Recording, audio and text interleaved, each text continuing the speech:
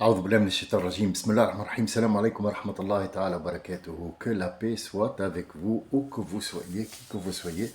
Soyez bénis, soyez heureux, soyez la bienvenue dans cette humble et petite chaîne qui vous propose un échange d'informations, un voyage court, soit-il, ou long, ça dépend de la personne et la perception.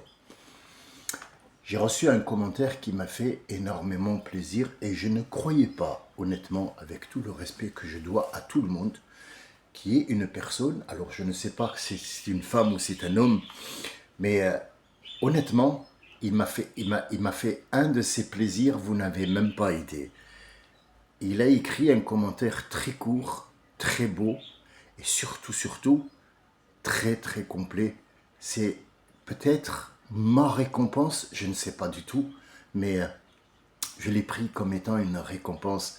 Quelqu'un qui m'a dit, à chaque intervention, je voyage. C'est le but. Je pense que cette personne a tout compris. Il est rentré et il est allé ouvrir ses portes. D'autres, peut-être, sont moins réactifs que lui ou que elle, mais sachez que c'est pas parce que cette personne a ouvert vite les portes que pour vous, elles sont fermées. Elles n'ont jamais été fermées pour n'importe qui veut absolument connaître des vérités. Nous avons commencé, je vous ai donné la promesse de rentrer dans Surat al-Waqi'a pour vous donner une technique comment lire le Coran, comment essayer de comprendre que ce Coran-là n'est pas quelque chose qu'on va accrocher pour décorer. C'est pas quelque chose qu'on va chanter. C'est quelque chose, c'est un guide d'utilisation de la vie. C'est un guide d'utilisation de la vie. Parfois on entend, et c'est pas parfois, c'est toute notre vie, on a été bercé par des gens qui viennent nous chanter le Coran. Chanter ne fait pas partie de notre savoir et de notre façon de vivre. C'est une chose qui appartient aux chrétiens. Ils chantent les louanges. Nous, on ne doit pas chanter le Coran. Je sais, vous allez me dire, ça fait des siècles et des siècles qu'ils chantent le Coran et ça s'appelle At-Tartil ou At-Tajwid et on entend le gars des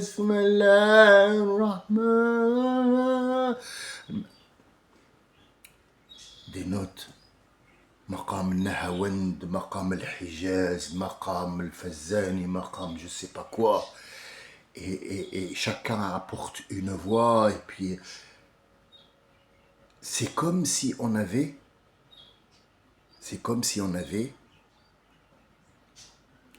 sur la table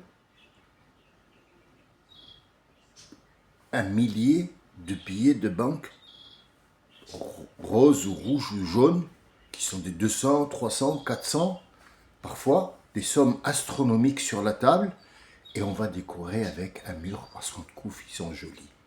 C'est la même chose avec le Coran. Je ne sais pas si l'exemple peut s'adapter, mais ce que j'entends moi, c'est que les gens cherchent une voix jolie pour entendre le Coran qu'ils ne comprennent pas. Mais quand le Coran, il est en train de le chanter, on le passe à la télé, on en fait un commerce, et le commerce, chanter du Coran, ou faire comme Trump ce matin a fait la carte de séjour, c'est une information que je passe au passage, et entre deux guillemets, ça m'a fait beaucoup rire, parce que honnêtement, quand on entend ça, on n'a plus envie de respecter personne. Surtout pas ceux qui guident. Celui qui guide ce monde-là, aujourd'hui, celui qui commande, qui a le pouvoir de commander, il a fait en sorte de créer une société qui fait des cartes de séjour dorées, couleur or, pour les cartes de séjour, pas la banque. Les cartes de séjour doivent être désormais dorées et elle coûte 10 000 dollars. 10 000 dollars pour. Pourquoi on fait ça? Parce que son entreprise, il n'aime pas président. Il a été nommé président pour pouvoir mettre la main sur toutes les entreprises pour ses enfants. C'est du commerce. Ce qu'il est en train de faire n'a aucun rapport avec guider un peuple ou guider un monde ou guider un pays. Ou faire une dynastie, c'est un pharaon qui vend et qui achète. Où on trouve ça? On le trouve dans une ayah. Il dit que c'est rabbin al-rahabina, les rohben. Al-rohben en arabe littéraire dans le Coran, ils sont écrits. Les rabbins rohben vendent et achètent les mots de Dieu. Vendent et achètent les mots de Dieu. Lui, il est en train de vendre et d'acheter son propre pays, son propre peuple. Il est en train de vendre et acheter au nom de quoi? Au nom de cartes de séjour pour que ça passe mieux dans les oreilles des gens, comme quoi j'ai fait ça pour que les étrangers partent. Or, lui, son grand-père n'est pas américain. L'Amérique, ça fait que 250 ans qu'elle existe et ils sont tous de père en fils. Du premier colon qui est venu, colon, c'est Vasco da Gama et Christophe Colomb, sont tous issus de l'immigration. L'Amérique est construite sur l'immigration. Elle est construite sur la colonisation. Donc, il n'y a rien de nouveau à l'horizon. Mais c'est pareil, nous, on a le Coran, on est en train de le chanter. Et maintenant, on a utilisé autre chose qui va ressembler aussi à cette histoire-là. C'est qu'à chaque Jumu'ah, chaque vendredi qui se présente, il y a des gens qui se promènent entre les rangs avec un sachet en plastique pour ramasser l'aumône, comme il se fait dans les églises. Donc en fait, là, on est dans un autre monde. Un monde qu'il faut absolument regarder avec une autre manière de penser. Ne soyons pas agressifs, ne soyons pas des gens à qui on va faire porter le chapeau du complotiste. Non, ce sont des vérités que vous voyez tous les jours. Mais restons dans Sourate al-Waqi'a, vous allez comprendre, on est toujours dans le même sujet et vous allez voir que on a vu que as-sabiqoun, ce sont les gens qui se succèdent et qui sont en concurrence pour faire quelque chose. Alors ici, dans le Coran, toujours pour faire le bien.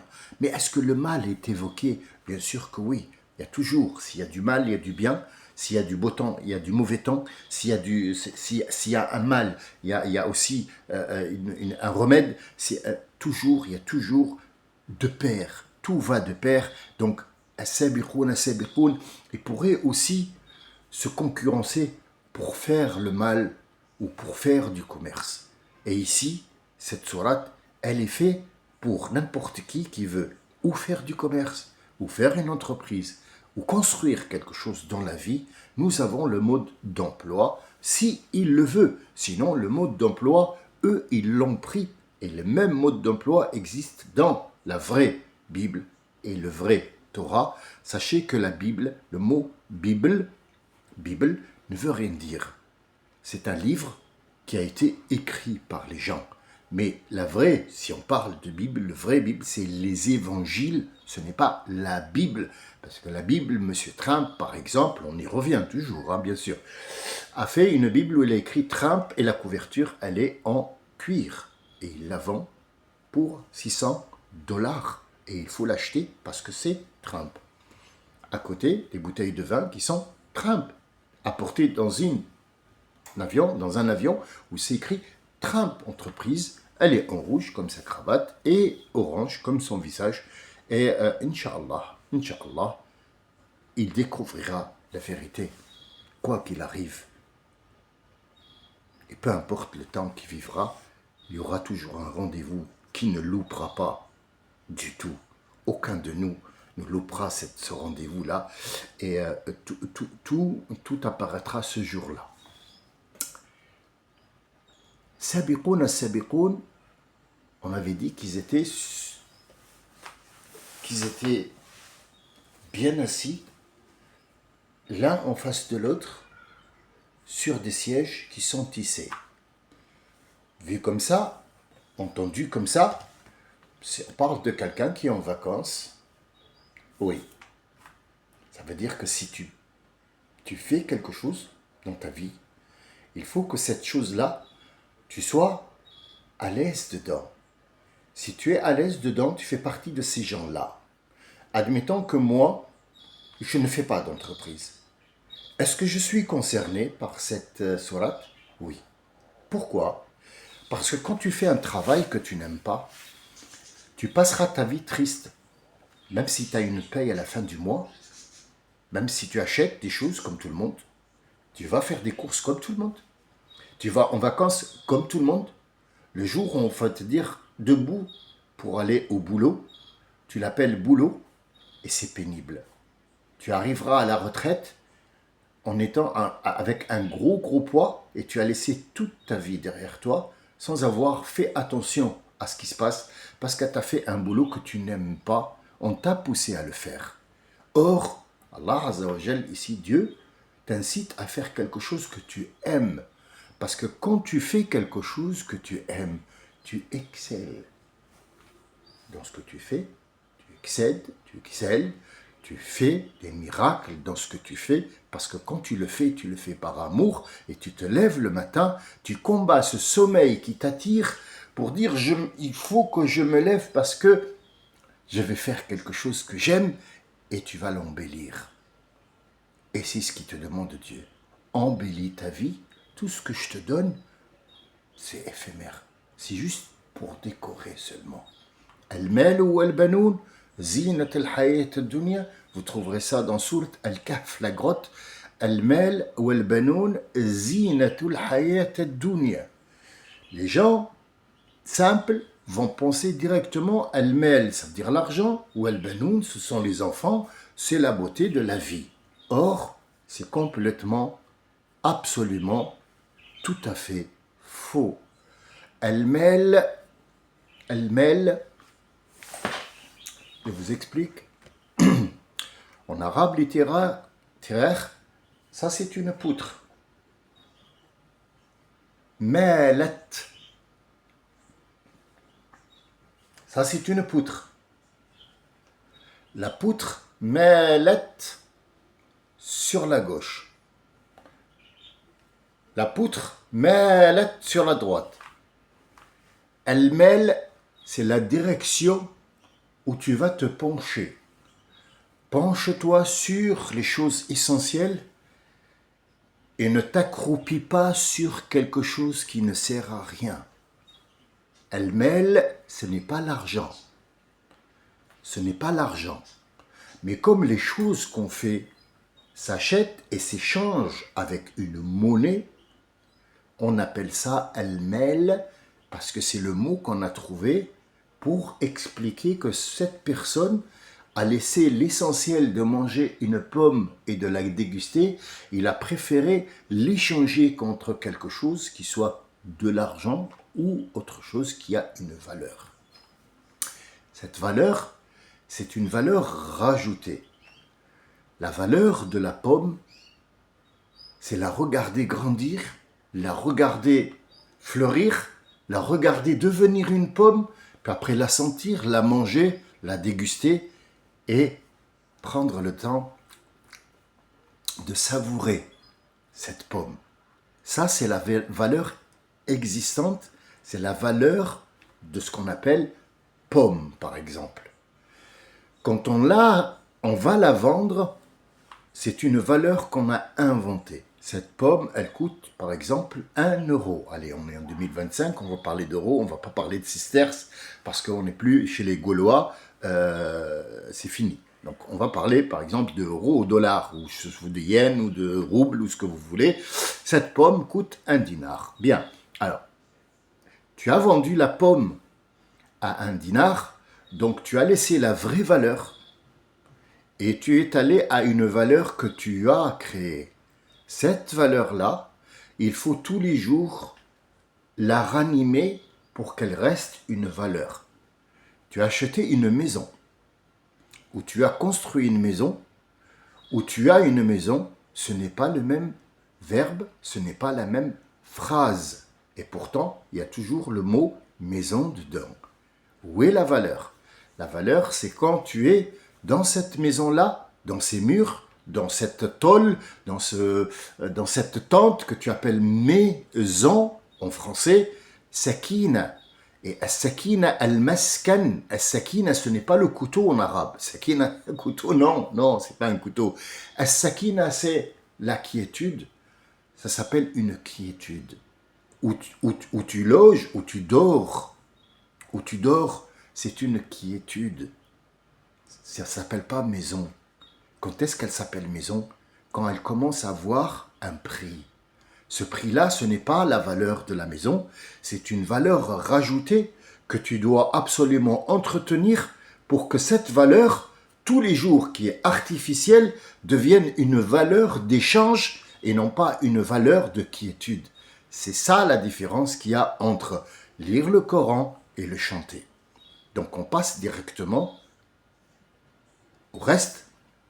Nous avons vu qu'ils étaient là, ils faisaient quelque chose qu'ils aimaient, qui était face à face, ça veut dire qu'il y avait des échanges entre ces gens-là. Tiens, je te donne une valeur qui existe, j'ai pas vu l'autre valeur, montre-la moi, ta. Bref, et ils sont sur des sièges tissés. Comment ça tisser? Ça veut dire qu'ils ont mis des règles pour que cette valeur-là reste. Et si cette valeur reste, on regarde la valeur, on ne regarde plus une autre chose qui est artificielle, mais on regarde les choses qui sont réelles, qui t'apportent quelque chose de bien et de véridique, qui vont te rendre la vie facile et très agréable. Même si la vie est difficile, elle sera toujours digérable. Bien. على سرر موضون متكئين عليها متقابلين يطوف عليهم ولدان مخلدون. Maintenant, on attaque le verset qui est après. Je vous demande d'être patient parce que c'est très long. Même si je ne fais qu'effleurer le premier sens, croyez-moi, on peut rester sur un seul verset 50 ans et on n'a pas fini de voyager dedans. Donc, ils sont sur leur loi, sur leur tissage et ils vont faire la chose. Peu importe ce que c'est. Ça s'appelle waqi'a. Ce qui va être fait, il est en train d'être tissé sur des bonnes bases. Et là, on dit qu'ils vont récolter les fruits. Maintenant, on va voir les fruits qu'ils vont récolter à partir de cette base qui a été mise. Et après, le siège qui a été mis, les lois qui ont été mises, nous passons directement à ce qui les entoure. Mais avant qu'il les entoure, il faut que cette valeur reste intact. Et ce verset-là qui suit, qui va venir en intermédiaire entre la préparation de l'entreprise, peu importe ce que c'est, et le fruit qu'il va récolter, il y a un verset qui va dire, voilà, d'abord, avant tout, pour assurer la continuité de ce travail que tu as fait, il faudrait mettre en place quelque chose. Je vous le répète en arabe, يطوف عليهم ولدان مخلدون بأكواب وقوارير وكأس من معين. يطوف. Vous allez le trouver devant vous. Après la préparation, je me répète, parce qu'il y a des gens peut-être qui ne suivent pas, ou qui sont perdus, ou qui restent, il a zappé. Yatoufu. Ma huwa tawaf? Qu'est-ce que c'est tawaf? At-tawaf, en arabe littéraire et arabe très ancien, et celui d'aujourd'hui aussi, at-tawaf est toujours par rapport à la Mecque. Nous avons un endroit qu'on va appeler les écouteurs. Et nous parlons de la Mecque. Je ne peux pas vous dire que ça, on va prendre exemple, ça c'est la Mecque. Là, on ne donne pas des exemples comme ça, c'est très vilain. Mais disons que ça, c'est des écouteurs et on est obligé de parler des écouteurs tout en réfléchissant que nous parlons de la Mecque. At-Tawaf ne peut être que pour la Mecque, physiquement. Pourquoi?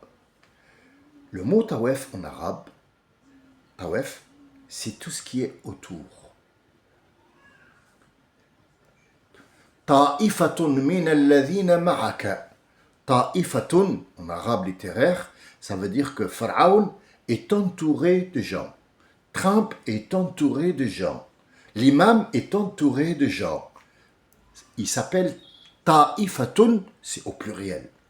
Tafa, un seul, il a fait le tour. Mais Tawef, ici, en arabe littéraire, c'est aller dans le sens contraire de l'aiguille d'une montre. C'est ce qu'on fait quand on va à la Mecque. Le sens de l'aiguille de la montre tourne toujours dans le sens de la Terre qui tourne autour du Soleil. C'est l'orbite, c'est le sens de la vie. Nous, on va prendre à Tawef, à la Mecque, dans l'autre sens, pour dire que le vrai sens qu'on doit voir, qu'on doit prendre en considération, c'est pas le sens qu'on utilise tous les jours, mais il faudrait revenir toujours aux sources, c'est qu'il était à l'envers. Pour nous, il est à l'envers. Pour Allah Azza wa Jal, c'est le vrai sens, c'est l'autre sens. C'est pas mettre les billets au mur pour faire joli. Non, les billets, il faut aller les faire tourner parce que cette monnaie, elle n'a pas de valeur. Ce sont des billets de banque qu'on a utilisés pour faire tourner ce monde, pour qu'il y ait des gens qui puissent commercer et non pas les mettre sur un mur. Le sens, at-tawaf, c'est le sens contraire de l'aiguille d'une montre pour qu'il y ait un équilibre entre la face qui attire de l'aimant et la face qui repousse. Que doit-on choisir? La face qui attire ou la face qui repousse? Allah, il te dit, tu as la face qui repousse, elle est essentielle pour repousser tout ce qui est éphémère. Et la face qui attire, il faut l'utiliser parce que c'est le sens que j'ai mis moi sur la terre pour que tu puisses avancer. Donc il faut toujours avancer, mais toujours prendre du recul. Je vous explique en tant que dessinateur, moi, où je fais des toiles, où je fais de la décoration chez les gens, chaque fois que je m'approche du mur, je suis trop près du mur pour dessiner ou pour décorer. Donc je fais ce que je fais, mais je ne le finis pas parce qu'il faut que je prenne du recul. Quand je prends du recul, je retourne, je m'éloigne de ce que je fais, je regarde et je me dis, ici, j'aurais dû faire la ligne comme ça. Donc oui, bon, je vais le faire. Et parfois, il faut complètement sortir. Et on revient au prophète qui dit روحوا عن القلوب ساعة بعد ساعة فإن القلوب إذا كلت عميت. Ça veut dire que le prophète il a dit روحوا donnez du repos, pas à vos cœurs. Al-qulub, ce n'est pas les cœurs. C'est quand tu réfléchis à quelque chose trop, tu perds la notion du temps, tu perds beaucoup de choses et tu perds de ta santé mentale, morale et physique. Donc il faut de temps en temps lâcher prise, aller en vacances quelque part, s'éloigner de cet endroit pour revenir et faire face aux problèmes de la vie de tous les jours. Tu les verras mieux parce qu'ils sont cachés. Quand tu insistes et tu insistes à les voir, tu finis par ne plus les voir. Donc il faut toujours prendre du recul. Yatoufu alayhim. At-tawaf, en arabe littéraire, c'est tourner autour de la Mecque. Autour ou sur, c'est autour. At-tawaf, c'est autour. Cette fois, puis après, tu vas vers tes occupations. Tu tournes. Là, yatoufu alayhim. Sur. Oula.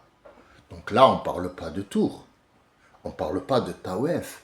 Pourquoi il a utilisé le mot tawaf, Allah, ici? Quel est le rapport? Yatoufu, ça veut dire quand tu as fait ton entreprise, que tu as tissé, que tu es assis sur ton trône, le trône de ton entreprise, peu importe ce que c'est, comme on a dit, mariage, construction, vie, internet, je sais pas quoi, informatique, tu dois absolument faire une source où les gens reviennent dessus. pas autour. Parce qu'autour, tu peux tourner sans prendre de la source.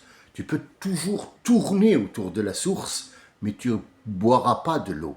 Mais quand la source est sous tes pieds, tu peux te baisser pour aller boire de cette source, te ravitailler en eau, étancher ta soif et repartir de plus belle. Et voilà pourquoi at-tawaf yatufu alayhim, et non pas autour, wildanun mukhalladun. Wildan, ici, ils nous ont expliqué que Wildan, ce sont les enfants. Non, monsieur, non, madame. Wildan, en arabe littéraire, ce n'est pas les enfants, ce n'est pas du tout les enfants. L'explication qu'ils ont donnée, ça veut dire que les nouveau-nés qui sont morts, tu les trouveras comme des oiseaux au paradis qui viendront vous donner à boire dans des... Non, on ne boit pas au paradis. Non, au paradis, le paradis que Dieu nous prépare, on ne boit pas, parce que boire implique faire pipi. Or, si tu fais pipi, tu es toujours sur la terre. Donc, on ne parle pas de paradis ici, mais on parle pas de boire non plus, on parle de bébé non plus, ce n'est pas de bébé. Wilden, c'est tout ce qui est naissance. On peut donner naissance à une idée. On peut donner naissance à une connerie aussi. On peut donner naissance à une guerre. Avec un mot, avec un geste, avec un truc déplacé, on a donné naissance, on a fait naître le mal. Et aussi, on donne naissance à des enfants. Donc, votre entreprise, vous allez lui donner naissance à des choses mukhalladoun. Mukhalladoun, on nous a fait expliquer que mukhalladoun, ça veut dire éternel. Non, monsieur. Le mime ici, c'est comme le mime qui est sur le nom de Muhammad sallallahu alayhi wa sallam, qui s'appelle Ahmed, ne s'appelle pas Muhammad. Non, c'est Dieu qui l'a appelé Muhammad. Il a ordonné à son grand-père de l'appeler Muhammad. Le M ici, c'est pour couvrir le nom, pour que le nom ne soit pas souillé. Donc il a été à l'abri. Donc notre prophète alayhi salam, il s'appelle Ahmed.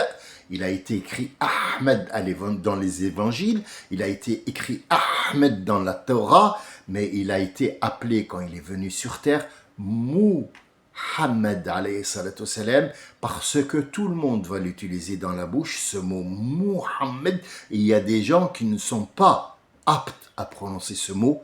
Mais malheureusement, ils ont la prononciation et ils vont dire Mohamed, ouais, Mohamed.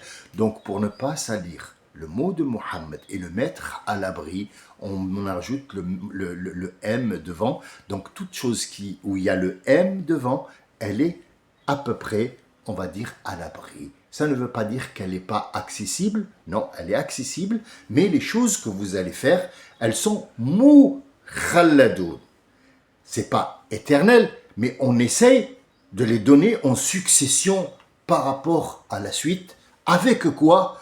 Yatufu alayhim wildanun mukhalladoun, mais je vais les faire éterniser cet immobilier, ce patrimoine. Comment?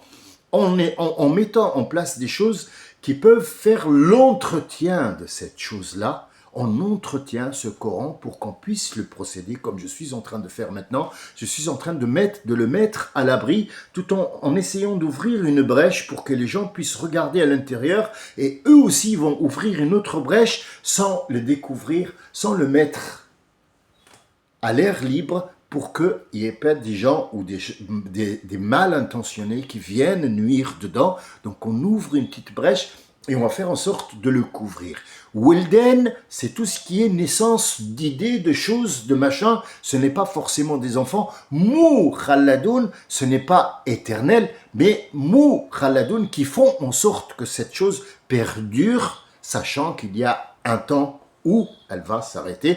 Et c'est la vie, c'est le sens de cette vie-là. Bi'akweb wa qawarir wa ka'as min ma'in. Ouh là là, c'est quoi ça? C'est quoi ça? Là, on est encore entre l'intermédiaire, le verset, on est encore entre l'intermédiaire de ce qu'on va récolter, de ce qu'on a mis en place, et la chose qui va tenir ces deux, c'est ce qu'on va, c'est la matière qui va faire le lien, et le lien entre ces deux-là, pour que ce que tu as fait reste éternel. Et après, on va t'expliquer ce que tu peux en tirer comme étant bénéfice. Ici, Welden Mukhalladoun, les choses que tu vas faire pour que ton entreprise perdure, il faut que tu fasses ou que tu donnes naissance à des idées qui peuvent perdurer dans le temps. Avec quoi? Avec Yatoufu alayhim Welden Mukhalladoun. Bi akweb, bi abariq, bi abariq. Al-ibriq, c'est quoi? C'est ce qu'on appelle la théière. Moi, je dis théière parce que c'est le mot que j'ai trouvé, mais ça peut être un bocal. Le bocal où tu mets la limonade ou l'eau pour servir dans un récipient qui s'appelle koub. Les gens se trompent. Ça, en arabe littéraire, ça ne s'appelle pas caisse. Ce n'est pas caisse. Ça s'appelle ibriq. Ibriq. Et il y a l'ibriq, c'est le verseur, le récipient dans lequel on a l'eau, il s'appelle l'ibriq. Pourquoi il a choisi l'ibriq? Parce que l'ibriq, c'est l'outil où tu vas mettre les informations.